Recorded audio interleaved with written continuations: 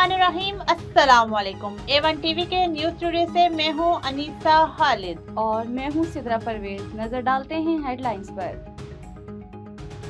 वाना cadet college पर हमला नाकाम, तमाम खारिज मारे गए। सिक्योरिटी फोर्सेज ने एयर खुदकश बमबार के अलावा 4 हमलावर को हलाक किया। वज़ीर-ए-आज़म शहबाज शरीफ की सिक्योरिटी फोर्सेज को शाबाश। पाक फौज के ऑफिसर और जवान खारिज के अज़ाइम खाक में मिला रहे हैं। कौम बहादुर सपूतों को खराज तहसीन पेश करती है। जुडिशल कॉम्प्लेक्स खुदकुश धमाके के बाद फिजा सोगवार। इस्लामाबाद का 3 रोजा सोग का ऐलान। डिस्ट्रिक्ट जुडिशल कॉम्प्लेक्स आज बंद रहेगा।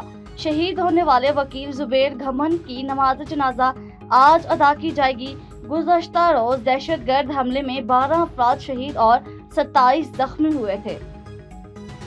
27वीं आईनी तरमीम की आज कौमी असम्बली से मंजूरी मुतवक्के। कौमी असम्बली का इजलास दिन 11 बजे शुरू होगा। एजेंडा जारी। अपोजिशन की तनकीद। बैरिस्टर गौहर कहते हैं 27वीं आईनी तरमीम के बाद जमहूरियत बराए नाम रह जाएगी। स्पीकर खैबर पख्तूनख्वा की ज़ेर सदारत अमन जिरगा आज होगा। गवर्नर और सियासी जमातों के रहनुमा शिरकत करेंगे। दहशतगर्दी की रोकथाम और अमन व अमान के कयाम के लिए एजेंडा पेश किया जाएगा।